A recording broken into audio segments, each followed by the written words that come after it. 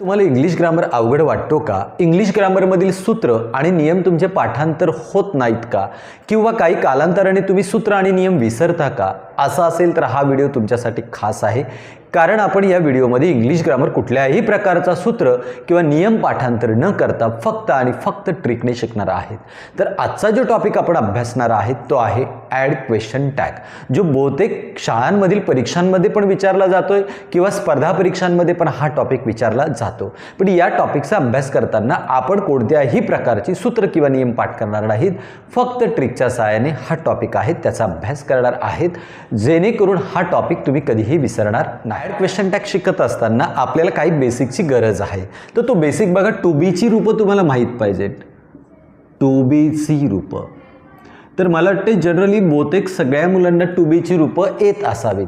तर टू बीची present tense म्हणजे वर्तमान काळामधील टू बीची रूपं, प्रेझेंट टेन्स, या प्रेझेंट टेन्समध्ये टू बीची रूपं आहेत ॲम, इज आणि आर, ही तीन रूपं आहेत. तर प्रेझेंट टेन्समध्ये टू बीची तीन रूपं असतात, ॲम, इज आणि आर. त्यानंतर पास्ट टेन्समध्ये मुलांना तुम्ही शिकलेले आहेत, पास्ट टेन्समध्ये टू बीचं रूप असतो, एक आहे वॉज आणि एक आहे वेअर. तर दोन आहेत, एक वॉज येईल आणि एक वेअर येईल. आणि फ्युचर टेन्स ज्यामध्ये टू बीची रूपं जी आहेत, फ्युचर टेन्स, तर शाल बी आणि विल बी हे दोन त्याच्यामध्ये येतात. शाल बी आणि विल बी हे दोन टू बीची रूपं आहेत तर फ्युचर टेन्समध्ये. तर बघा, ही टू बीची रूपं या ग्रामरचा बेसिक आहे, तर ती तुम्हाला आली तर तुम्हाला ग्रामर येणं खूप सोपं जाईल. तर टू बीची रूपं जर आपण पाहिली, प्रेझेंट टेन्समध्ये तीन आहेत, ॲम, इज, आर. पास्ट टेन्समध्ये दोन असतात, वॉज, वेअर. आणि फ्युचरमध्ये दोन असतात, शाल बी आणि विल बी. तर मुलांना त्याच्यामधलं आर हे अनेक वचने आहे आणि इथे वेअर हे अनेक वचने टू बीचं रूप आहे. मग त्यानंतर आपल्याला अजून काय बेसिक पाहिजे, त्याला सपोर्टिंग वर्ब्स म्हणजे सहाय्यकारी क्रियापद असं म्हणतात. सहाय्यकारी क्रियापदे. तर मी सहाय्यकारी क्रियापदं कोणकोणती असतात ज्याचा बेसिक आपल्याला अभ्यासणं गरजेचं आहे. तर तुम्ही ऐकलं असेल, कॅन आहे, कुल्ड आहे, ओल्ड आहे, शुल्ड आहे. तर ही वेगवेगळी अशी सहाय्यकारी क्रियापदं आहेत. हॅड येईल त्याच्यामध्ये. तर ही सपोर्टिंग वर्ब्स आहेत. काय आहेत बरं? Supporting can, could, may, might, must, त्यानंतर ओल्ड, शुल्ड, ही सगळी सहाय्यकारी क्रियापदं आहेत. आणि त्यानंतर अजून एक बेसिक करण्यासाठी आपल्याला महत्त्वाचं आहे टू डूची रूपे. टू डूची रूपे. तर हा बेसिक प्रत्येक ग्रामरसाठी येणं खूप गरजेचं आहे. तर टू डूची कोणकोणती रूपं असतात, तर बघा, डू आहे, हे वर्तमान काळे आहे, वर्तमान काळ. त्यानंतर मुलांना दुसरा आहे डीड, हे भूतकाळामध्ये वापरलं जाते, भूतकाळ. आणि त्यानंतर मुलांना आहे डज, हे अनेक वचने आहे, अनेक वचनी आहे. तर टू डीची एकूण तीन रूपं आहेत मुलांना. पहिला आहे डू, डू वर्तमान काळामध्ये वापरतोय. दुसरा आहे डीड, जो आपण भूतकाळामध्ये वापरतोय. आणि तिसरा आहे डज, जो आपण अनेक वचनामध्ये वापरतोय. तर आपल्याला तीन गोष्टी बेसिकली आल्या पाहिजे, टू बीची रूपं, सहाय्यकारी क्रियापदं आणि टू डीची रूपं. तर टू बीची रूपं बघा, present tense am, is, are. Past टेन्समध्ये वॉज, वेअर. आणि फ्युचरमध्ये शाल आणि विल. मग सपोर्टिंग वर्ब कुठले आहेत? Can, could, would, should, might, may, हे सगळे सपोर्टिंग वर्ब्स आहेत. आणि शेवटला आहे टू डूची रूपं. तर टू डूची एकूण तीन रूपं आहेत. तर डू असेल तर वर्तमान काळ, डीड असेल तर भूतकाळ आणि डज असेल तर हे अनेक वचनामध्ये वापरलं. क्वेश्चन टॅग हा टॉपिक आपण शिकणार आहेत आणि हा टॉपिक शिकत असताना आपल्याला जे बेसिक पाहिजे ते आपण पाहिलेलं आहे.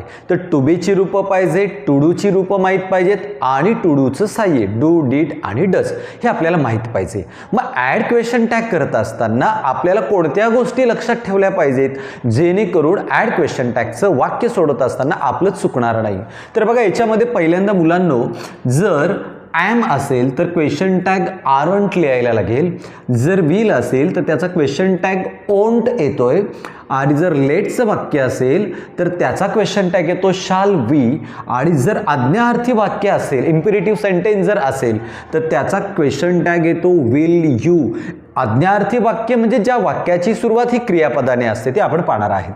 आणि जर सहाय्यकारी क्रियापदं नसतील जर साह्यकारी क्रियापद वाक्यामध्ये नसतील, जर टू बीची रूपं वाक्यामध्ये नसतील, तर आपल्याला टू डूची रूपं वापरायचे. डू वर्तमान काळामध्ये वापरतो, डीड भूतकाळामध्ये वापरतो आणि डज आपण वापरतो भविष्य काळामध्ये. पण हे तिघे कधी वापरायचे? जर वाक्यात टू बीची रूपं आणि सपोर्टिंग वर्ब्स जर नसतील, साह्यकारी क्रियापद नसतील, तरच या तिघांचा आपल्याला वापर करायचा. मधली ही पहिली 3 वाक्य आहेत ती आपण समजून घेऊ कशा पद्धतीने सोडवली पाहिजेत.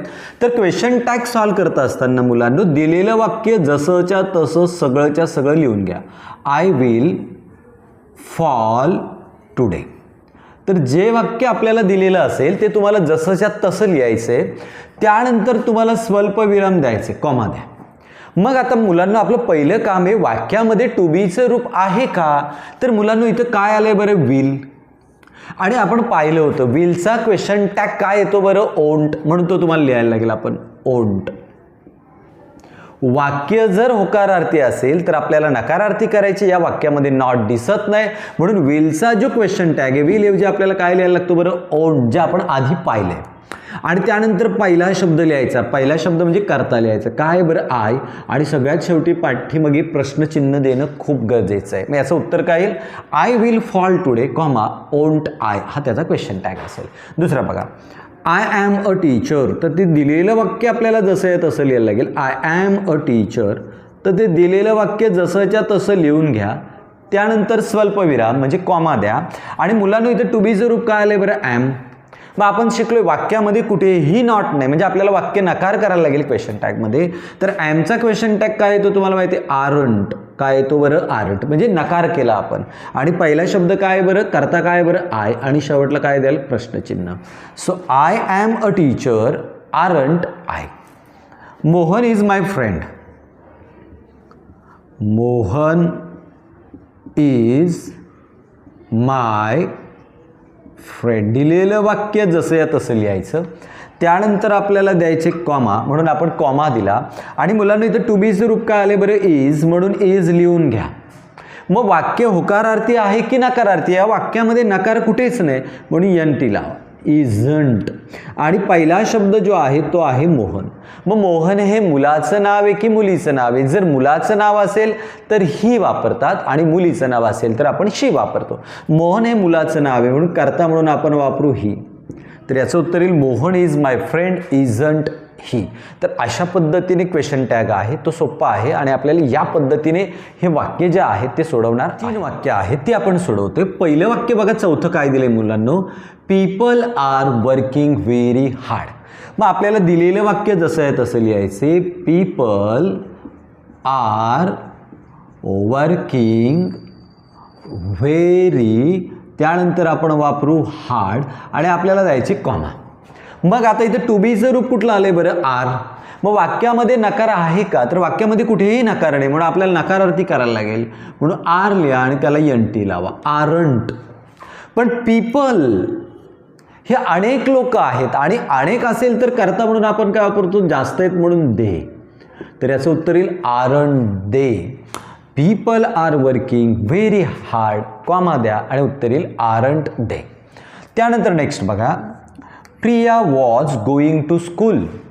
तर आता आपल्याला काय करायचे? दिलेलं वाक्य जसं या तसं लिहायचे. Priya was going to school. त्यानंतर आपल्याला द्यायचे कॉमा. पण इथे टू बीचं रूप काय आलंय बरं मुलांना? तर वॉज, म्हणून तो वॉज लिहा. वाक्यामध्ये नकार कुठेच नाही आहे म्हणून आपल्याला त्याला नकारार्थी करायला लागेल म्हणून एन टी द्या, वॉजंट. आणि पहिला शब्द जो आहे, करता जो आहे तो आहे प्रिया. हे मुलीचं नाव आहे की मुलाचं? तर हे नाव आहे मुलीचं. आणि मुलीचं नाव असेल तर आपण काय लिहितो बरं? शी. म्हणून त्याचं उत्तर येईल wasn't she. Priya was going to school, comma wasn't she हा क्वेश्चन टॅग येईल. स्टँड. तर दिलेलं वाक्य लिहून घ्या बरं, स्टँड अप. त्यानंतर कॉमा द्या. स्टँड. स्टँड हे काय आहे बरं? तर क्रियापद आहे आणि क्रियापदाने जर सुरुवात होत असेल तर ते इम्पेरेटिव्ह सेंटेन्स, आज्ञार्थी वाक्य आहे. आणि आज्ञार्थी वाक्याचा क्वेश्चन टॅग आपण पाहिले काय येतो बरं? Will you. क्वेश्चन टॅग येईल विल यू. तर अशा पद्धतीने ही वाक्य आहे. सेंटेन्स आहे ती आहे चेंज द व्हॉइस. तर मुलांना आपल्याला दिलेले वाक्य जसं आहे तसं लिहायचे. Change the voice. आणि दिलेलं वाक्य जसंच्या तसं लिहिल्यानंतर आपल्याला काय द्यायचे बरं, कॉमा. मग मुलांना चेंज हे क्रियापद आहे आणि क्रियापदाने जर सुरुवात होत असेल तर त्याचा क्वेश्चन टॅग येतो विल यू. काय येतो बरं, विल यू. त्यानंतर बघा लेट्स आन्सर द क्वेश्चन. तर पुन्हा तुम्हाला दिलेलं वाक्य जसं या तसं लिहायचे. Let's answer the questions, let's answer the questions, comma द्या. मग आता मुलांनो लेट्स जर वाक्याच्या सुरुवातीला असेल तर आपला क्वेश्चन टॅग काय येतो बरं, आपण पाहिलं होतं सुरुवातीलाच. काय लिहायला गेलं बरं, शाल वी. जर लेट्सचं वाक्य असेल तर त्याचा क्वेश्चन टॅग येतो शाल वी. मग मुलांनो हे शेवटचं वाक्य आहे आय शाल कम्प्लीट दिस वर्क. तर हे वाक्य तुम्ही सोडवायचे आणि याचं उत्तर तुम्हाला मला कमेंटमध्ये पाठवायचं आहे. तर अशा पद्धतीने क्वेश्चन टॅगची ही वाक्य आहेत जी आपल्याला सोडवायची आहेत. सुरुवातीला तुम्हाला लक्षात घ्यायची बेसिक सांगितला होता. टू बीची रूपं आपल्याला आली पाहिजेत, टू डीची रूपं माहीत पाहिजेत आणि सहाय्यकारी क्रियापदं माहीत पाहिजेत. मग आपल्याला मी तुम्हाला लिहून दिला होता क्वेश्चन टॅग येण्यासाठी काही बेसिक गोष्टींची गरज होती. तेवढ्या लक्षात राहिल्या तर तुम्हाला कुठल्याही प्रकारचं सूत्र किंवा फॉर्म्युला पाठ करण्याची गरज लागणार नाही.